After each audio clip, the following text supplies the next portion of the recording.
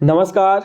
अगर आप एक बीएलओ हैं और आपने इलेक्शन कमीशन ऑफ इंडिया की ओर से चलाए जा रहे विशेष संक्षिप्त पुनरीक्षण कार्यक्रम 2023 के अंतर्गत काम किया है तो ये वीडियो आपके लिए बहुत महत्वपूर्ण है, क्योंकि इस वीडियो में हम समझेंगे कि 5 जनवरी 2023 को जिस मतदाता सूची का अंतिम प्रकाशन हो चुका है, उस प्रकाशन के पश्चात एज ए बीएलओ आपका कौन कौन सा काम रहेगा। एज ए बीएलओ के रूप में आप काम कर रहे हैं तो इस मतदाता सूची के प्रकाशन के साथ ही आपके कुछ महत्वपूर्ण कार्य हैं, जिसमें हम 5 महत्वपूर्ण कामों की चर्चा करेंगे कि ये काम आपको अवश्य कर लेने चाहिए। तो वो काम कौन से हैं? सबसे पहला काम, 1 नंबर काम है जो है, पहला काम है कि आप सबसे पहले वोटर लिस्ट को डाउनलोड कर दें, क्योंकि वेबसाइट पर नई मतदाता सूची है वो आ चुकी है। अगर आपने अभी तक डाउनलोड नहीं किया है तो उसे तुरंत जाकर डाउनलोड कर लीजिए। इस मतदाता सूची को डाउनलोड कैसे करना है, अगर आप इस बात को समझना चाहते हैं तो हमारा पिछला वीडियो जाकर देख लीजिए, जिसमें हमने विस्तार से इस बात पर चर्चा करी है कि आप घर बैठे अपनी नई वोटर लिस्ट कैसे डाउनलोड कर सकते हैं। सबसे पहला काम खत्म हो गया कि आपने अपनी वोटर लिस्ट डाउनलोड कर दी। अब आपका दूसरा काम शुरू होता है कि उस मतदाता सूची में आपको कौन कौन सी चीज़ें हैं वो देखनी है, क्योंकि विशेष संक्षिप्त पुनरीक्षण कार्यक्रम के दौरान आपने फॉर्म भरे होंगे कुछ, और सबसे महत्वपूर्ण फॉर्म जो मतदाता सूची के विस्तार का काम करता है वो है 6 नंबर फॉर्म, मतलब नए मतदाताओं को जोड़ा होगा।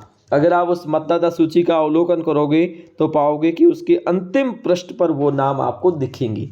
मान लीजिए आपने विशेष संक्षिप्त पुनरीक्षण कार्यक्रम के दौरान 30 नाम ऐड किए थे, क्या वही नाम उसी रूप में उस मतदाता सूची में जुड़े हुए हैं या नहीं है? अगर है तो सही है, अगर नहीं है तो जो नाम नहीं जोड़े गए हैं उसकी एक सूची अवश्य बना लें और उस सूची के अनुसार काम करना शुरू कर दीजिए। मान लीजिए उसमें से 24 नाम ही जुड़े हुए हैं, उस 6 नामों की सूची बनाइए और उस 6 नामों को दोबारा से जोड़िए। पोर्टल अब भी ओपन है, हालांकि ये अंतिम प्रकाशित होने वाली सूची में इसके नाम शामिल होंगे, लेकिन आप फॉर्म अब भी अप्लाई कर सकते हो। तो ये तो हो गए 2 महत्वपूर्ण काम। तीसरा, आपने 7 नंबर फॉर्म भरा होगा जिसमें आपने किसी भी मतदाता को वोटर लिस्ट से हटाने का निवेदन किया होगा। ठीक है, अब उस हटाने का निवेदन किया है तो अगर आप मतदाता सूची का अवलोकन करोगे तो ये देखोगे कि उस व्यक्ति का नाम जिसने आपने 7 नंबर फॉर्म भरा था उसका नाम मतदाता सूची में होगा, लेकिन अगर वो हट गया है तो उसके नाम के साथ लिखा हुआ होगा डिलीटेड, मतलब वो आपकी मतदाता सूची से नाम हट चुका है। अगर ऐसा लिखा हुआ आ रहा है तो, अगर ऐसा नहीं आ रहा है तो वो नाम अब भी जुड़ा हुआ है। तो अगर वो ऐसा है तो ऐसी स्थिति में आप उसके लिए 7 नंबर फॉर्म दोबारा से अप्लाई कीजिए।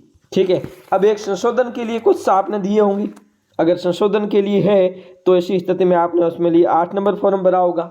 और पीडब्ल्यूडी मार्किंग जो है वो प्रत्येक मतदाता की जिसके लिए आवश्यकता थी उनकी हुई है या नहीं हुई है, इस बात की जांच आप अवश्य कर लें, क्योंकि 8 नंबर फॉर्म है जिसके 4 प्रकार थे।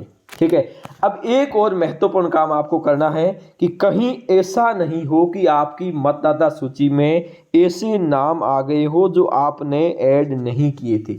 मान लीजिए किसी भी वोटर्स ने ऑनलाइन एप्लीकेशन अप्लाई कर दिया और उसे ईआरओ के माध्यम से अप्रूव कर दिया, तो ऐसी से आप चाहते हो कि ये नाम शामिल नहीं होने चाहिए या फिर आपकी जानकारी में नहीं है, तो तुरंत इसकी सूचना संबंधित ईआरओ कार्यालय में अवश्य दे दें। तो ये काम आपको अवश्य रूप से मतदाता सूची को डाउनलोड करने के पश्चात कर लेने चाहिए, ताकि आपके लिए सही रहेगा और साफ सुथरी मतदाता सूची आप इसमें तैयार कर सकते हैं। तो आज के लिए इतना ही, धन्यवाद।